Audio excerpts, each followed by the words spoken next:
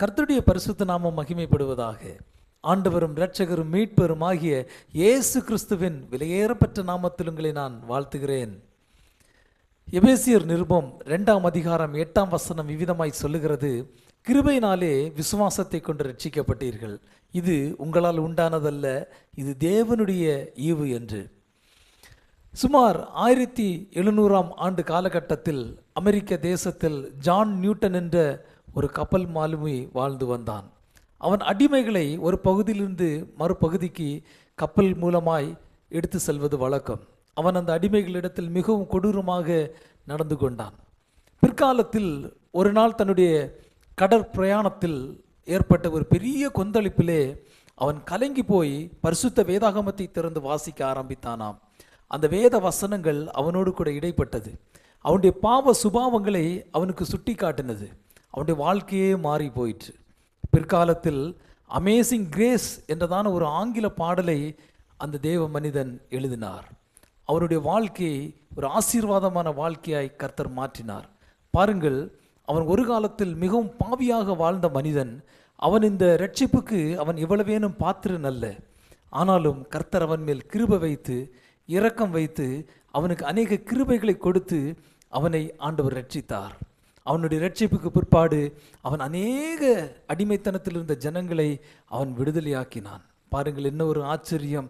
ஒன்றுக்கு உதவாத ஒரு மனிதனை ஆண்டவர் அநேகரை ரட்சிக்கிற ஒரு பாத்திரமாய் மாற்ற முடியுமானால் உங்களையும் என்னையும் மாற்றுவது அவருக்கு மிகவும் லேசான காரியம்.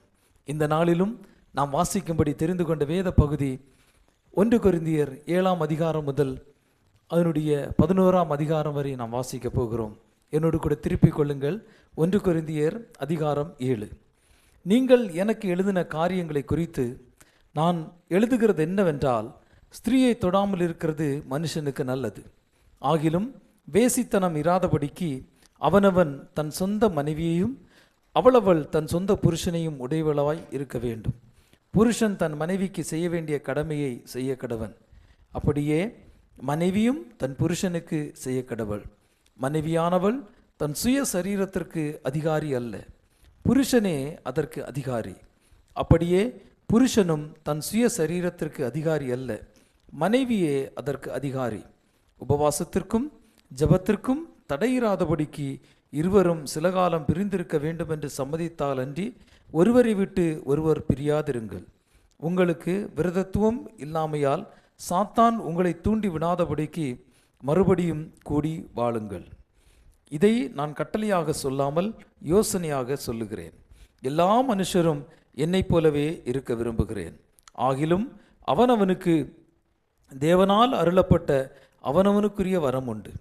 அது ஒருவனுக்கு ஒரு விதமாயும் மற்றொருவனுக்கு வேறு விதமாயும் இருக்கிறது. விவாகம் இல்லாதவர்களையும் கைம்பெண்களையும் குறித்து நான் சொல்லுகிறது என்னவென்றால், அவர்கள் என்னைப் போல இருந்துவிட்டால் அவர்களுக்கு நலமாயிருக்கும். ஆகிலும் அவர்கள் பிரத்தராய் இருக்கக்கூடாதிருந்தால் விவாகம் பண்ண கடவர்கள். வேகிறதை பார்க்கிலும் விவாகம் பண்ணுகிறது நலம். விவாகம் பண்ணி கொண்டவர்களுக்கு நான் அல்ல, கர்த்தரே கட்டளை இடுகிறதாவது, மனைவியானவள் தன் புருஷனை விட்டு பிரிந்து போகக்கூடாது. பிரிந்து போனால் அவள் விவாகம் இல்லாதிருக்க கடவள், அல்லது புருஷனோடே ஒப்புரவாக கடவள். புருஷனும் தன் மனைவியை தள்ளிவிடக்கூடாது. மற்றவர்களை குறித்து கர்த்தர் அல்ல, நானே சொல்லுகிறதாவது, சகோதரன் ஒருவனுடைய மனைவி அவிசுவாசியாக இருந்தும் அவனுடைய வாசமாய் இருக்க அவளுக்கு சம்மதம் இருந்தால் அவன் அவளை தள்ளிவிடாதிருக்க கடவன். அப்படியே ஒரு ஸ்திரீயினுடைய புருஷன் அவிசுவாசியாக இருந்தும் அவளுடனே வாசமாயிருக்க அவனுக்கு சம்மதம் இருந்தால் அவள் அவனை தள்ளிவிடாதிருக்க கடவள். என்னத்தினாலெனில் அவிசுவாசியான புருஷன் தன் மனைவியால் பரிசுத்தமாக்கப்படுகிறான், அவிசுவாசியான மனைவியும் தன் புருஷனால் பரிசுத்தமாக்கப்படுகிறாள். இல்லாவிட்டால் உங்கள் பிள்ளைகள் அசுத்தமாய் இருக்குமே, இப்பொழுதோ அவைகள் பரிசுத்தமாய் இருக்கின்றன. ஆகிலும் அவிசுவாசி பிரிந்து போனால் பிரிந்து போகட்டும். இப்படிப்பட்ட விஷயத்தில் சகோதரனாவது சகோதரியாவது அடிமைப்பட்டவர்கள் அல்ல, சமாதானமாயிருக்கும்படிக்கே தேவன் நம்மை அழைத்திருக்கிறார். மனைவியானவளே, உன் புருஷனை இரட்சிப்பாயோ அல்லவோ உனக்கு எப்படி தெரியும்? புருஷனே, நீ உன் மனைவியை இரட்சிப்பாயோ அல்லவோ உனக்கு எப்படி தெரியும்? தேவன் அவனவனுக்கு பகிர்ந்தது எப்படியோ கர்த்தர் அவனவனை அழைத்தது எப்படியோ அப்படியே அவனவன் நடக்க கடவன். எல்லா சபைகளிலேயும் இப்படியே திட்டம் பண்ணுகிறேன். ஒருவன் விருத்த சேதனம் பெற்றவனாய் அழைக்கப்பட்டிருந்தால் விருத்த சேதனம் இல்லாதவனாய் இருக்க வகை தேடானாக. ஒருவன் விருத்த சேதனம் இல்லாதவனாய் அழைக்கப்பட்டிருந்தால் விருத்த சேதனம் பெறாதிருப்பானாக. விருத்த சேதனமும் ஒன்றுமில்லை, விருத்த சேதனம் இல்லாமையும் ஒன்றுமில்லை. தேவனுடைய கற்பனைகளை கை கொள்ளுகிறதே காரியம். அவனவன் தான் அழைக்கப்பட்ட நிலைமையிலே நிலைத்திருக்க கடவன். அடிமையாய் நீ அழைக்கப்பட்டிருந்தால் கவலைப்படாதே. நீ சுயாதீனனாக கூடுமானால் அதை நலமென்று அனுசரித்து கொள். கர்த்தருக்குள் அழைக்கப்பட்ட அடிமையானவன் கர்த்தருடைய சுயாதீனனாய் இருக்கிறான். அப்படியே அழைக்கப்பட்ட சுயாதீனன் கிறிஸ்துவனுடைய அடிமையாய் இருக்கிறான். நீங்கள் கிரயத்துக்கு கொல்லப்பட்டீர்கள், மனுஷருக்கு அடிமைகள் ஆகாதிருங்கள். சகோதரரே, அவனவன் தான் அழைக்கப்பட்ட நிலைமையிலே தேவனுக்கு முன்பாக நிலைத்திருக்க கடவன். அன்றியும் கன்னிகைகளை குறித்து கர்த்தரால் எனக்கு கட்டளை இல்லை. ஆகிலும் நான் உண்மையுள்ளவனாய் இருக்கிறதற்கு கர்த்தரால் இரக்கம் பெற்று என் அபிப்பிராயத்தை தெரியப்படுத்துகிறேன். அது என்னவெனில், இப்பொழுது உண்டாயிருக்கிற துன்பத்து நிமித்தம் விவாகம் இல்லாதிருக்கிறது மனுஷனுக்கு நலம் என்று எண்ணுகிறேன். நீ மனைவியோடு கட்டப்பட்டிருந்தால் அவிழ்க்கப்பட வகை தேடாதே. நீ மனைவி இல்லாதவனாய் இருந்தால் மனைவியை தேடாதே. நீ விவாகம் பண்ணினாலும் பாவமல்ல, கன்னிகை விவாகம் பண்ணினாலும் பாவமல்ல. ஆகிலும் அப்படிப்பட்டவர்கள் சரீரத்திலே உபத்திரப்படுவார்கள். அதற்கு நீங்கள் தப்ப வேண்டும் என்று இருக்கிறேன். மேலும் சகோதரரே, நான் சொல்லுகிறது என்னவெனில், இனிவரும் காலம் குறுகினதானபடியால் மனைவிகள் உள்ளவர்கள் மனைவிகள் இல்லாதவர்கள் போலவும், அழுகிறவர்கள் அழாதவர்கள் போலவும், சந்தோஷப்படுகிறவர்கள் சந்தோஷப்படாதவர்கள் போலவும், கொள்ளுகிறவர்கள் கொள்ளாதவர்கள் போலவும், இவ்வுலகத்தை அனுபவிக்கிறவர்கள் அதை தகாத விதமாய் அனுபவியாதவர்கள் போலவும் இருக்க வேண்டும். இவ்வுலகத்தின் வேஷம் கடந்து போகிறதே. நீங்கள் கவலையற்றவர்களாய் இருக்க விரும்புகிறேன். விவாகமில்லாதவன் கர்த்தருக்கு எப்படி பிரியமாய் இருக்கலாம் என்று கர்த்தருக்கு உரியவைகளுக்காக கவலைப்படுகிறான். விவாகம் பண்ணினவன் தன் மனைவிக்கு எப்படி பிரியமாய் இருக்கலாம் என்று உலகத்துக்குரியவைகளுக்காக கவலைப்படுகிறான். அதுபோல மனைவியானவளுக்கும் கன்னிகைக்கும் வித்தியாசம் உண்டு. விவாகம் இல்லாதவள் சரீரத்திலும் ஆத்மாவிலும் பரிசுத்தமாய் இருக்கும்படி கர்த்தருக்குரியவைகளுக்காக கவலைப்படுகிறாள். விவாகம் பண்ணினவள் தன் புருஷனுக்கு எப்படி பிரியமாய் இருக்கலாம் என்று உலகத்துக்குரியவைகளுக்காக கவலைப்படுகிறாள். இதை நான் உங்களை கண்ணியில் அகப்படுத்த வேண்டும் என்று சொல்லாமல், உங்களுக்கு தகுதியாய் இருக்கும் என்றும் நீங்கள் கவலை இல்லாமல் கர்த்தரை பற்றி கொண்டிருக்க வேண்டும் என்றும் உங்கள் சுய பிரயோஜனத்துக்காகவே சொல்லுகிறேன். ஆகிலும் ஒருவன் தன் புத்திரியின் கன்னிகை பருவம் கடந்து போனதினாலே அவள் விவாகம் பண்ணாமல் இருப்பது அவளுக்கு தகுதியல்லவென்றும், அவள் விவாகம் பண்ணுவது அவசியம் என்றும் நினைத்தால் அவன் தன் மனதின்படியே செய்ய கடவன். அது பாவமல்ல, விவாகம் பண்ணட்டும். ஆயினும் அதற்கு அவசியத்தை காணாமல் தன் இருதயத்திலே உறுதியுள்ளவனாயும் சுய சித்தத்தின்படி செய்ய அதிகாரம் உள்ளவனுமாய் இருந்து தன் புத்திரியின் கன்னிகை பருவத்தை காக்க வேண்டும் என்று தன் இருதயத்தில் தீர்மானிக்கிறவன் நன்மை செய்கிறான். இப்படி இருக்க அவளை விவாகம் பண்ணி கொடுக்கிறவனும் நன்மை செய்கிறான், கொடாமல் இருக்கிறவனும் அதிக நன்மை செய்கிறான். மனைவியானவள் தன் புருஷன் உயிரோடு இருக்கும் காலமளவும் பிரமாணத்தினால் கட்டப்பட்டிருக்கிறாள். தன் புருஷன் மரித்த பின்பு தனக்கு இஷ்டமானவனையும் கர்த்தருக்கு உட்பட்டவனுமாய் இருக்கிற எவனையாகிலும் விவாகம் பண்ணிக்கொள்ள விடுதலையாய் இருக்கிறாள். ஆகிலும் என்னுடைய அபிப்பிராயத்தின்படி அவள் அப்படியே இருந்துவிட்டால் பாக்கியவதியாய் இருப்பாள். என்னிடத்திலும் தேவனுடைய ஆவி உண்டென்று எண்ணுகிறேன். அதிகாரம் 8. விக்கிரகங்களுக்கு படைக்கப்பட்டவைகளை குறித்த விஷயத்தில் நாம் எல்லாருக்கும் அறிவு உண்டென்று நமக்கு தெரியுமே. அறிவு இருமாப்பை உண்டாக்கும், அன்போ பக்தி விருத்தியை உண்டாக்கும். ஒருவன் தான் ஏதேனும் ஒன்றை அறிந்தவன் என்று எண்ணிக்கொள்வானானால் ஒன்றையும் அறிய வேண்டிய பிரகாரமாக அவன் இன்னும் அறியவில்லை. தேவனில் அன்பு கூறுகிறவனவனோ அவன் தேவனால் அறியப்பட்டிருக்கிறான். விக்கிரகங்களுக்கு படைக்கப்பட்டவைகளை புசிக்கிற விஷயத்தை பற்றி உலகத்திலே விக்கிரகமானது ஒன்றுமில்லை என்றும் ஒருவரே அன்றி வேறொரு தேவன் இல்லை என்றும் அறிந்திருக்கிறோம். வானத்திலேயும் பூமியிலேயும் தேவர்கள் எண்ணப்படுகிறவர்கள் உண்டு. இப்படி அநேக தேவர்களும் அநேக கர்த்தாக்களும் உண்டாயிருந்தாலும் பிதாவாகிய ஒரே தேவன் நமக்கு உண்டு. அவராலே சகலமும் உண்டாயிருக்கிறது, அவருக்கென்று நாமும் உண்டாயிருக்கிறோம். இயேசு கிறிஸ்து என்னும் ஒரே கர்த்தரும் நமக்கு உண்டு. அவர் மூலமாய் சகலமும் உண்டாயிருக்கிறது, அவர் மூலமாய் நாமும் உண்டாயிருக்கிறோம். ஆகிலும் இந்த அறிவு எல்லாரிடத்திலும் இல்லை. சிலர் இன்றைய வரைக்கும் விக்கிரகத்தை ஒரு பொருள் என்று எண்ணி விக்கிரகத்துக்கு படைக்கப்பட்டதை புசிக்கிறார்கள். அவர்களுடைய மனசாட்சி பலவீனமாய் இருப்பதால் அசுசிப்படுகிறது. போஜனமானது நம்மை தேவனுக்கு உகந்தவர்கள் ஆக்க மாட்டாது. எண்ணத்தினால் எனில் புசிப்பதினால் நமக்கு ஒரு மேன்மையும் இல்லை, புசியாதிருப்பதினால் நமக்கு ஒரு குறைவும் இல்லை. ஆகிலும் இதை குறித்து உங்களுக்கு உண்டாயிருக்கிற அதிகாரம் எவ்விதத்திலும் பலவீனருக்கு தடுக்கலாகாதபடிக்கு பாருங்கள்.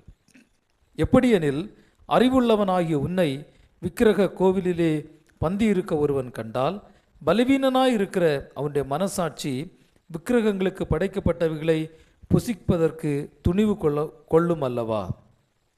பலவீனம் உள்ள சகோதரன் உன் அறிவின் நிமித்தம் கெட்டுப்போகலாமா? அவனுக்காக கிறிஸ்து மரித்தாரே. இப்படி சகோதரருக்கு விரோதமாய் பாவம் செய்து பலவீனம் உள்ள அவர்களுடைய மனசாட்சியை புண்படுத்துகிறதினாலே நீங்கள் கிறிஸ்துவுக்கு விரோதமாய் பாவம் செய்கிறீர்கள். ஆதலால் போஜனம் என் சகோதரனுக்கு இடரல் உண்டாக்கினால் நான் என் சகோதரனுக்கு இடரல் உண்டாக்காதபடிக்கு என்றென்றைக்கும் மாம்சம் புசியாதிருப்பேன். அதிகாரம் 9. நான் அப்போஸ்தலன் அல்லவா? நான் சுயாதீனன் அல்லவா? நம்முடைய கர்த்தராகிய இயேசு கிறிஸ்துவை நான் தரிசிக்கவில்லையா? கர்த்தருக்குள் நீங்கள் என் கிரியையாய் இருக்கிறீர்கள் அல்லவா? நான் மற்றவர்களுக்கு அப்போஸ்தலனாய் இராவிட்டாலும் உங்களுக்கு அல்லவோ அப்போஸ்தலனாய் இருக்கிறேன். கர்த்தருக்குள் நீங்கள் என் அப்போஸ்தல ஊழியத்திற்கு முத்திரையாய் இருக்கிறீர்களே. என்னை நியாயம் விசாரிக்கிறவர்களுக்கு நான் சொல்லுகிற மாறுத்திரமாவது, புசிக்கவும் குடிக்கவும் எங்களுக்கு அதிகாரம் இல்லையா? மற்ற அப்போஸ்தலரும் கர்த்தருடைய சகோதரரும் கேபாவும் செய்கிறது போல மனைவியாகிய ஒரு சகோதரியை கூட்டிக் கொண்டு திரிய எங்களுக்கு அதிகாரம் இல்லையா? அல்லது கைத்தொழில் செய்யாதிருக்கிறதற்கு எனக்கும் பர்னபாவுக்கும் மாத்திரம்தானா அதிகாரம் இல்லை? எவன் தன் சொந்த பணத்தை செலவழித்து தண்டிலே சேகம் பண்ணுவான்? எவன் திராட்சை தோட்டத்தை உண்டாக்கி அதன் கனியில் புசியாதிருப்பான்? எவன் மந்தையை மேய்த்து அதன் பாலை சாப்பிடாதிருப்பான்? இவைகளை மனுஷர் வழக்கத்தின்படி சொல்லுகிறேனோ? நியாயப்பிரமாணமும் இவைகளை சொல்லுகிறதில்லையா? போரடிக்கிற மாட்டை வாய்க்கட்டாயாக என்று மோசையின் பிரமாணத்தில் எழுதியிருக்கிறதே. தேவன் மாடுகளுக்காகவே கவலையா இருக்கிறாரோ? நமக்காகத்தான் இதை சொல்லுகிறாரோ?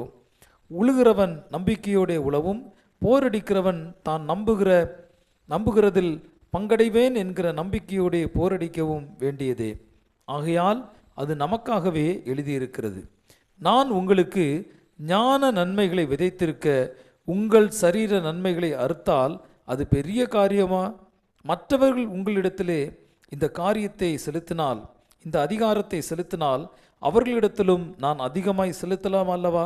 அப்படியிருந்தும் கிறிஸ்துவின் சுவிசேஷத்திற்கு யாதொரு தடையும் உண்டாகாதபடிக்கு நாங்கள் இந்த அதிகாரத்தை செலுத்தாமல் எல்லா பாடுபடுகிறோம். ஆசாரிய ஊழியம் செய்கிறவர்கள் தேவாலயத்திற்குரியவைகளில் புசிக்கிறார்கள் என்றும், பலிபீடத்தை அடுத்து பணிவிடை செய்கிறவர்களுக்கு பலிபீடத்தில் உள்ளவைகளில் பங்கு உண்டென்றும் அறியீர்களா? அந்தபடியே சுவிசேஷத்தை அறிவிக்கிறவர்களுக்கு சுவிசேஷத்தினாலே பிழைப்பு உண்டாக வேண்டும் என்று கர்த்தரும் கட்டளையிட்டிருக்கிறார். அப்படி இருந்தும் நான் இவைகளில் ஒன்றையும் அனுபவிக்கவில்லை. இப்படி எனக்கு நடக்க வேண்டுமென்று இவைகளை நான் எழுதுகிறதும் இல்லை. என் மேன்மை பாராட்டலை ஒருவன் அவத்தமாக்குகிறதை பார்க்கிலும் சாகிறது எனக்கு நலமாயிருக்கும். சுவிசேஷத்தை நான் பிரசங்கித்து வந்தும் மேன்மை பாராட்ட எனக்கு இடமில்லை. அது என்மேல் விழுந்த கடமையாக இருக்கிறது. சுவிசேஷத்தை நான் பிரசங்கியாதிருந்தால் எனக்கு ஐயோ! நான் உற்சாகமாய் அப்படி செய்தால் எனக்கு பலன் உண்டு. உற்சாகம் இல்லாதவனாய் செய்தாலும் உக்ரான உத்தியோகம் எனக்கு ஒப்புவிக்கப்பட்டிருக்கிறதே. ஆதலால் எனக்கு பலன் என்ன? நான் சுவிசேஷத்தை பிரசங்கிக்கையில் அதை பற்றி எனக்கு உண்டாயிருக்கிற அதிகாரத்தை முற்றிலும் செலுத்தாமல் கிறிஸ்துவின் சுவிசேஷத்தை செலவில்லாமல் ஸ்தாபிப்பதே எனக்கு பலன். நான் ஒருவருக்கும் அடிமைப்படாதவனாயிருந்தும் நான் அதிக ஜனங்களை ஆதாயப்படுத்தி கொள்ளும்படிக்கு என்னைத்தானே எல்லாருக்கும் அடிமையாக்கினேன். யூதரை ஆதாயப்படுத்தி கொள்ளும்படிக்கு யூதருக்கு யூதனைப் போலவும், நியாய பிரமாணத்துக்கு கீழ்ப்பட்டவர்களை ஆதாயப்படுத்தி கொள்ளும்படிக்கு நியாய பிரமாணத்துக்கு கீழ்ப்பட்டவனைப் போலவும் ஆனேன். நியாயப்பிரமாணம் இல்லாதவர்களை ஆதாயப்படுத்தி கொள்ளும்படிக்கு அவர்களுக்கு நியாயப்பிரமாணம் இல்லாதவனைப் போலவும் ஆனேன். அப்படி இருந்தும் நான் தேவனுக்கு முன்பாக நியாயப்பிரமாணம் இல்லாதவனாயிராமல் கிறிஸ்துவின் பிரமாணத்துக்கு உள்ளானவனாய் இருக்கிறேன். பலவீனரை ஆதாயப்படுத்தி கொள்ளும்படிக்கு பலவீனருக்கு பலவீனனைப் போலானேன். எப்படியாகிலும் சிலரை ரட்சிக்கும்படிக்கு நான் எல்லாருக்கும் எல்லாம் ஆனேன். சுவிசேஷத்தில் நான் உடன் பங்காளியாகும்படிக்கு அது நிமித்தமே இப்படி செய்கிறேன். பந்தய சாலையில் ஓடுகிறவர்கள் எல்லாரும் ஓடுவார்கள், ஆகிலும் ஒருவனே பந்தயத்தை பெறுவான் என்று அறியீர்களா? நீங்கள் பெற்றுக்கொள்ளத்தக்கதாக ஓடுங்கள். பந்தயத்திற்கு போராடுகிற யாவரும் எல்லாவற்றிலேயும் இச்சையடக்கமாய் இருப்பார்கள். அவர்கள் அழிவுள்ள கிரீடத்தை பெறும்படிக்கு அப்படி செய்கிறார்கள். நாமோ அழிவில்லாத கிரீடத்தை பெறும்படிக்கு அப்படி செய்கிறோம். ஆதலால் நான் நிச்சயமில்லாதவனாக ஓடேன், ஆகாயத்தை அடிக்கிறவனாக சிலம்பம் பண்ணேன். மற்றவர்களுக்கு பிரசங்கம் பண்ணுகிற நான் தானே ஆகாதவனாய் போகாதபடிக்கு என் சரீரத்தை ஒடுக்கி கீழ்ப்படுத்துகிறேன். அதிகாரம் 10. இப்படி இருக்க சகோதரரே, நீங்கள் எவைகளை அறிய வேண்டுமென்று இருக்கிறேன் என்றால், நம்முடைய பிதாக்கள் எல்லாரும் மேகத்துக்கு கீழாயிருந்தார்கள். எல்லாரும் சமுத்திரத்தின் வழியாய் நடந்து வந்தார்கள். எல்லாரும் மோசைக்குள்ளாக மேகத்தினாலும் சமுத்திரத்தினாலும் ஞானஸ்நானம் பண்ணப்பட்டார்கள். எல்லாரும் ஒரே ஞான போஜனத்தை புசித்தார்கள். எல்லாரும் ஒரே ஞான பானத்தை குடித்தார்கள். எப்படியெனில் அவர்களோடே கூட சென்ற ஞான கண்மலையின் தண்ணீரை குடித்தார்கள். அந்த கண்மலை கிறிஸ்துவே. அப்படி இருந்தும் அவர்களில் அதிகமான பேர்களிடத்தில் தேவன் பிரியமாய் இருந்ததில்லை. ஆதலால் வனாந்திரத்திலே அவர்கள் அழிக்கப்பட்டார்கள். அவர்கள் இச்சித்தது போல நாமும் பொல்லாங்கானவைகளை இச்சையாதபடிக்கு இவைகள் நமக்கு திருஷ்டாந்தங்களாய் இருக்கிறது. ஜனங்கள் புசிக்கவும் குடிக்கவும் உட்கார்ந்து விளையாடவும் எழுந்திருந்தார்கள் என்று எழுதியிருக்கிறபடி அவர்களில் சிலர் விக்கிரகாராதனைக்காரர் ஆனது போல நீங்களும் ஆகாதிருங்கள். அவர்களில் சிலர் வேசித்தனம் பண்ணி ஒரே நாளில் 23,000 பேர் விழுந்து போனார்கள். அதுபோல நாமும் வேசித்தனம் பண்ணாதிருப்போமாக. அவர்களில் சிலர் கிறிஸ்துவை பரீட்சை பார்த்து பாம்புகளால் அழிக்கப்பட்டார்கள். அதுபோல நாமும் கிறிஸ்துவை பரீட்சை பாராதிருப்போமாக. அவர்களில் சிலர் முறுமுறுத்து சங்காரத்தினாலே அழிக்கப்பட்டார்கள். அதுபோல நீங்களும் முறுமுறுக்காதிருங்கள். இவைகளெல்லாம் திருஷ்டாந்தங்களாக அவர்களுக்கு சம்பவித்தது. உலகத்தின் முடிவு காலத்திலுள்ள நமக்கு எச்சரிப்பு உண்டாகும்படி எழுதப்பட்டும் இருக்கிறது. இப்படி இருக்க தன்னை நிற்கிறவன் என்று எண்ணுகிறவன் விழாதபடிக்கு எச்சரிக்கையாக இருக்க கடவன். மனுஷருக்கு நேரிடுகிற சோதனை அல்லாமல் வேறே சோதனை உங்களுக்கு நேரிடவில்லை. தேவன் உண்மையுள்ளவராய் இருக்கிறார். உங்கள் திராணிக்கு மேலாக நீங்கள் சோதிக்கப்படுவதற்கு அவர் இடம் கொடாமல் சோதனையை தாங்கத்தக்கதாக சோதனையோடு கூட அதற்கு தப்பிக்கொள்ளும்படியான போக்கையும் உண்டாக்குவார். ஆகையால் எனக்கு பிரியமானவர்களே, விக்கிரக ஆராதனைக்கு விலகி ஓடுங்கள். உங்களை புத்திமான்கள் என்று எண்ணி பேசுகிறேன். நான் சொல்லுகிறதை நீங்களே நிதானித்து பாருங்கள். நாம் ஆசீர்வதிக்கிற ஆசீர்வாதத்தின் பாத்திரம் கிறிஸ்துவனுடைய இரத்தத்தின் ஐக்கியமாய் இருக்கிறதல்லவா? நாம் பிட்கிற அப்பம் கிறிஸ்துவனுடைய சரீரத்தின் ஐக்கியமாய் இருக்கிறதல்லவா? அந்த ஒரே அப்பத்தில் நாம் எல்லாரும் பங்கு பெறுகிறபடியால் அநேகரான நாம் ஒரே அப்பமும் ஒரே சரீரமுமாய் இருக்கிறோம். மாம்சத்தின்படியான இஸ்ரவேலை பாருங்கள். பலிகளை புசிக்கிறவர்கள் பலிபீடத்தோடு ஐக்கியமாக இருக்கிறார்கள் அல்லவா? இப்படி இருக்க விக்கிரகம் ஒரு பொருள் என்றும் விக்கிரகத்துக்கு படைக்கப்பட்டது ஒரு பொருள் என்றும் நான் சொல்லுகிறேனோ? அஞ்ஞானிகள் பலியிடுகிறவைகளை தேவனுக்கல்ல பேய்களுக்கே பலியிடுகிறார்கள் என்று சொல்லுகிறேன். நீங்கள் பேய்களோடு ஐக்கியமாயிருக்க எனக்கு மனதில்லை. நீங்கள் கர்த்தருடைய பாத்திரத்திலும் பேய்களுடைய பாத்திரத்திலும் பானம் பண்ணக்கூடாதே. நீங்கள் கர்த்தருடைய போஜன பந்திக்கும் பேய்களுடைய போஜன பந்திக்கும் பங்குள்ளவர்களாய் இருக்கக்கூடாதே. நாம் கர்த்தருக்கு எரிச்சலை மூட்டலாமா? அவரிலும் நாம் பலவான்களா? எல்லாவற்றையும் அனுபவிக்க எனக்கு அதிகாரம் உண்டு, ஆகிலும் எல்லாம் தகுதியாயிராது. எல்லாவற்றையும் அனுபவிக்க எனக்கு அதிகாரம் உண்டு, ஆகிலும் எல்லாம் பக்தி விருத்தியை உண்டாக்காது. ஒவ்வொருவனும் தன் சுய புரோஜனத்தை தேடாமல் பிறனுடைய புரோஜனத்தை தேட கடவன். கடையிலே விற்கப்படுகிற எதையும் வாங்கி புசியுங்கள். மனசாட்சியின் நிமித்தம் நீங்கள் ஒன்றையும் விசாரிக்க வேண்டியதில்லை. பூமியும் அது நிறைவும் கர்த்தருடையது. அன்றியும் அவிசுவாசிகளில் ஒருவன் உங்களை விருந்துக்கு அழைக்கும் போது போக உங்களுக்கு மனதிருந்தால் மனசாட்சி நிமித்தம் ஒன்றையும் விசாரியாமல் உங்களுக்கு முன் வைக்கப்படுகிற எதையும் புசியுங்கள். ஆயினும் இது விக்கிரகங்களுக்கு படைக்கப்பட்டதென்று ஒருவன் உங்களுக்கு சொன்னால் அப்படி அறிவித்தவன் நிமித்தம் மனசாட்சி நிமித்தமும் புசியாதிருங்கள். பூமியும் அது நிறைவும் கர்த்தருடையது. உன்னுடைய மனசாட்சியை குறித்து நான் இப்படி சொல்லாமல் மற்றொருவனுடைய மனசாட்சியை குறித்தே சொல்லுகிறேன். என் சுயாதீனம் மற்றொருவனுடைய மனசாட்சியினாலே குற்றமாய் எண்ணப்பட வேண்டுவதென்ன? மேலும் நான் அதை ஸ்தோத்திரிப்புடனே அனுபவித்தால் ஸ்தோத்தரித்து அனுபவிக்கிற பொருளை குறித்து நான் தூஷிக்கப்படுவானேன்? ஆகையால் நீங்கள் புசித்தாலும் குடித்தாலும் எதை செய்தாலும் எல்லாவற்றையும் தேவனுடைய மகிமைக்கென்று செய்யுங்கள். நான் என் சுய புரோஜனத்தை தேடாமல் அநேகருடைய புரோஜனத்தை தேடி அவர்கள் ரட்சிக்கப்படும்படிக்கு எவ்விதத்திலும் எல்லாருக்கும் பிரியமாய் நடக்கிறது போல நீங்களும் யூதருக்கும் கிரேக்கருக்கும் தேவனுடைய சபைக்கும் இடரலற்றவர்களாய் இருங்கள். அதிகாரம் 11.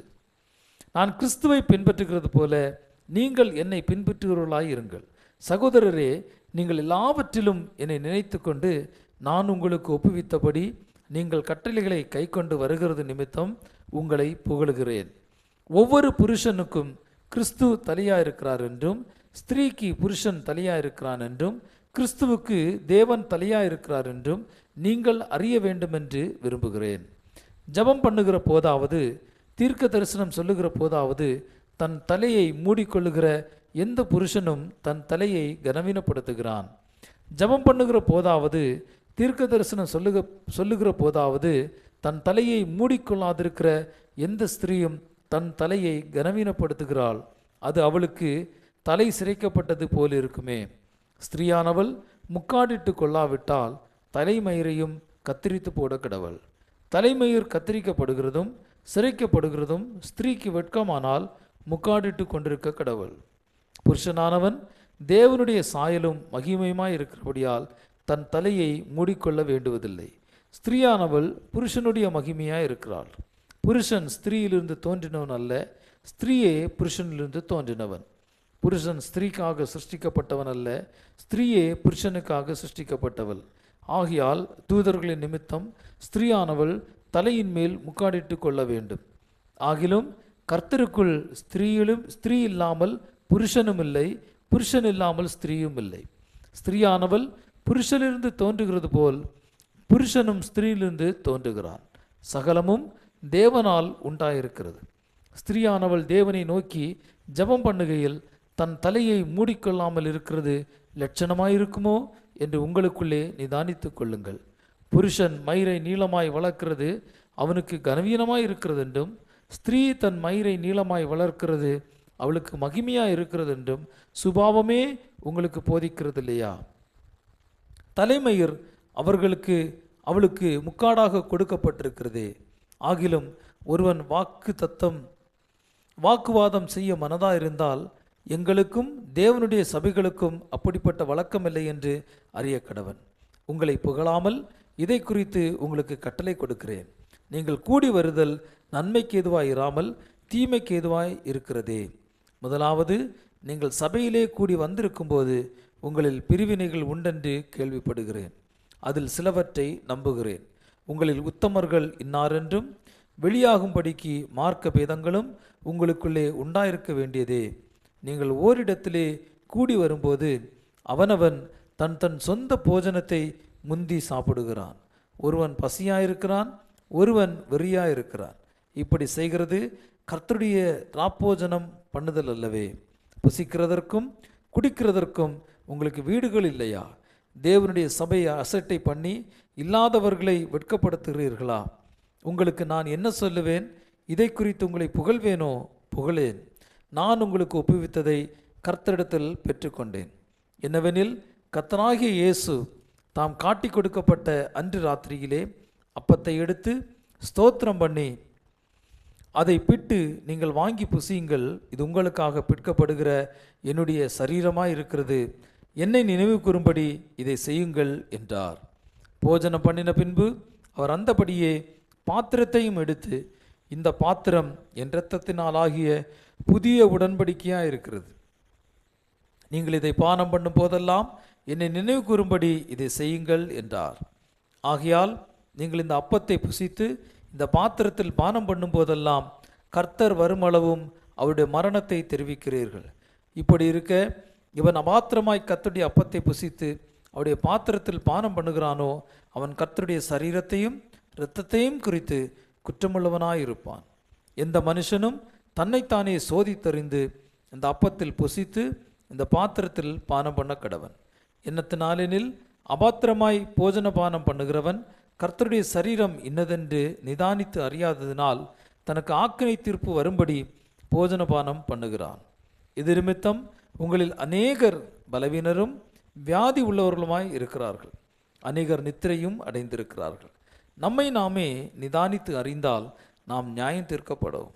நாம் நியாயம் தீர்க்கப்படும் போது உலகத்தோடே ஆக்கினைக்குள்ளாக தீர்க்கப்படாதபடிக்கு கர்த்தராலே சிட்சிக்கப்படுகிறோம். ஆகையால் என் சகோதரரே, நீங்கள் போஜனம் பண்ண கூடி வரும்போது ஒருவருக்காக ஒருவர் காத்திருங்கள். நீங்கள் ஆக்கினைக்கு எதுவாக கூடி வராதபடிக்கு ஒருவனுக்கு பசியாயிருந்தால் வீட்டிலே சாப்பிட கடவன். மற்ற காரியங்களை நான் வரும்போது திட்டம் பண்ணுவேன். இத்துடன் இந்த நாள் வாசிக்க வேண்டிய வேத பகுதி வாசித்து நிறைவடைந்து விட்டது. மீண்டும் உங்களை அடுத்த நிகழ்ச்சியில் நான் சந்திக்கிறேன். சந்திக்கும் வரை தேவனுடைய கிருபை உங்கள் அனைவரோடும் கூட இருப்பதாக. God bless you.